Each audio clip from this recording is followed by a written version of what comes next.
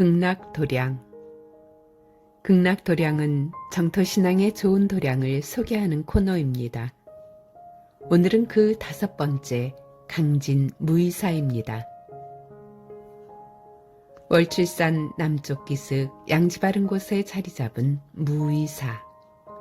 전남 강진군 성전면에 위치하고 있습니다.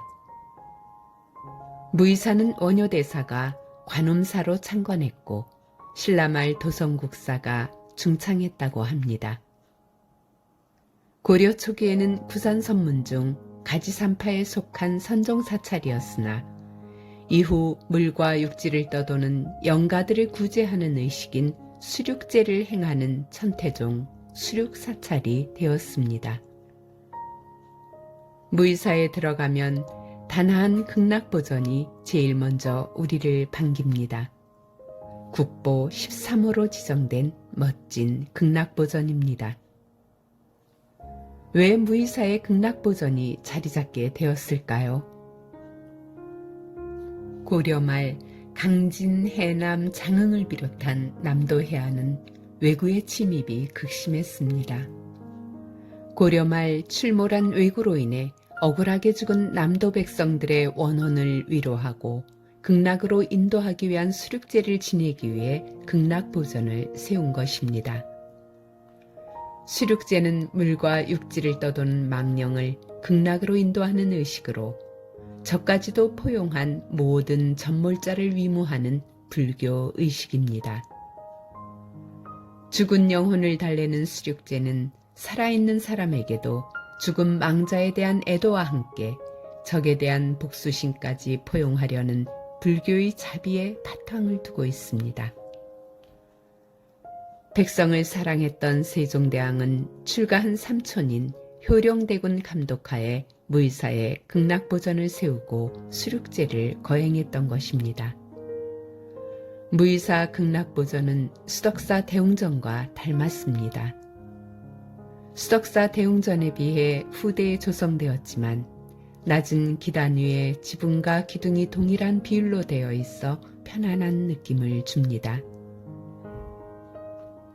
그리고 공포를 여러 개 얹지 않은 주심포 양식의 맞배 지붕으로 간결하고 단아한 느낌입니다. 편안하고 단아한 극락보전은 수륙제를 지내기 위한 세심한 배려 속에 공을 들여 조성한 예배 공간이었던 것입니다. 극락보전 정각도 멋지지만 극락보전 내부도 아름답습니다. 극락보전에는 아미타 부처님을 중심으로 관세음보살님과 지장보살님을 협시보살로 모시고 있습니다. 자비로운 상호의 세 분의 불보살님 뒤로는 아미타 삼존도 벽화가 장엄되어 있습니다. 이 벽화는 찬란한 고려불화의 영향과 조선 초기 새로운 양식이 결합된 걸작으로 국내 아미타 삼존도 중 으뜸으로 손꼽히는 국보 벽화입니다. 아미타 부처님을 중심으로 관음, 지장, 양보살님이 협시하고 있고 그 위로 6분의 나한이 불보살님을 모시고 있는 원형 구도입니다. 빨강과 녹색의 밝은 채색, 화려한 옷의 문양과 영롱한 영락장식이 너무나 아름답습니다. 고려불화의 대표적 기법인 왼쪽 어깨에서 팔꿈치로 흘러내리는 유려하고 부드러운 옷주름선은 예술입니다. 이 멋진 벽화와 함께 아미타 삼존 부처님을 법당에서 참배할 수 있어 환희심으로 기도드릴 수 있습니다. 그리고 이 벽화에는 재미있는 전설이 남아 있습니다.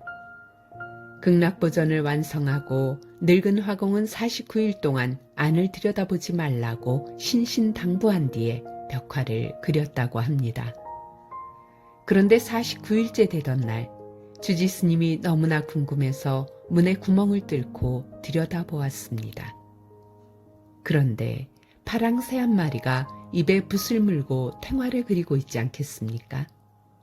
크게 놀란 주지스님은 비명을 질렀습니다. 마침 파랑새는 마지막으로 관세음보살님 눈동자를 활용점정하고 있었는데 인기척을 느끼고 어디론가 날아가 버렸다고 합니다. 그래서 지금도 후불탱화에 관음 보살님은 눈동자가 없다고 합니다.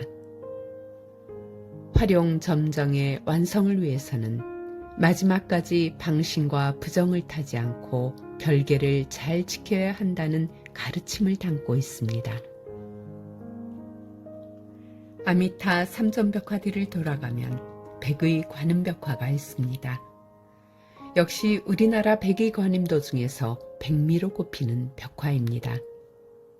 하얀 백의의 관세음보살님이 파도 위에 떠 계시고 두 손에는 정병과 버들가지를 살짝 잡고 고해중생의 소리를 듣고 응하고 계십니다. 그리고 관세음보살님은 예배하는 노승을 그윽하게 내려다보고 있습니다. 그 유려한 선과 그윽한 눈길이 너무나 거룩합니다. 무릎을 꿇고 합장을 하며 관세음보살님을 바라보는 노승의 자세와 표정은 관세음보살님에 대한 공경과 사랑으로 가득 차 있습니다. 극락보전에는 그 외에도 비천도를 비롯한 여러 벽화가 있어 법당을 극락처럼 장엄하고자 했던 조선 초기 화공들의 뜨거운 불심을 느낄 수 있습니다. 한편 극락보전 마당에는 가지산문의 선승으로 태조 왕건을 돕다가 궁예에게 목숨을 잃은 성각대사 형미탑비가 있습니다. 형미대사는 궁예의 휘하장수로 있던 왕건의 초청으로 이곳 무의사주지로 6년간 주석했습니다. 후삼국 시대 4대 선승 중의 한 분으로 왕건 군대의 군법사이기도 했습니다.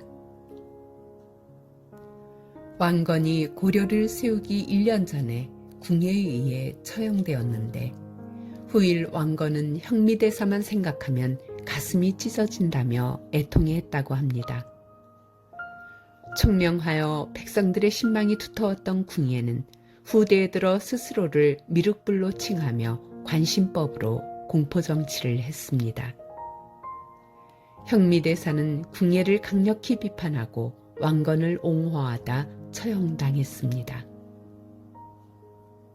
형미대사는 어지러웠던 후삼국 시절 왕건의 중요한 군사기지이자 거점이었던 나주 지역의 민심을 위무하던 어른이자 동료였습니다. 그런 현미대사의 죽음을 애통해한 왕건에 의해 세워진 탑비가 대사가 머물던 무의사에 남아있는 것입니다. 전란의 시대에 스님 노릇하는 것도 참 힘겹고 괴로웠을 것입니다. 때로는 왕사나 국사가 되는 기회이기도 했겠지만 권력의 눈먼 스님이 아닌 보살의 길을 가는 출가 수행자가 눈뜨고 볼 수 없는 참상이 얼마나 많았겠습니까? 그런 시대에 일신의 안녕만을 도모하지 않고 분연히 정치적 노선을 결정하고 행동에 옮긴 선지식 중의 한 분이 바로 형미대사였습니다. 무의사의 무의는 인간의 탐욕과 분노인 인유에서 벗어난 열반의 세계를 의미합니다. 극락은 무의의 열반을 향해 나아가는 세상입니다. 평온하고 단아한 극락보전 있는 무의사에서 안락한 무의의 햇살을 받아보시기 바랍니다.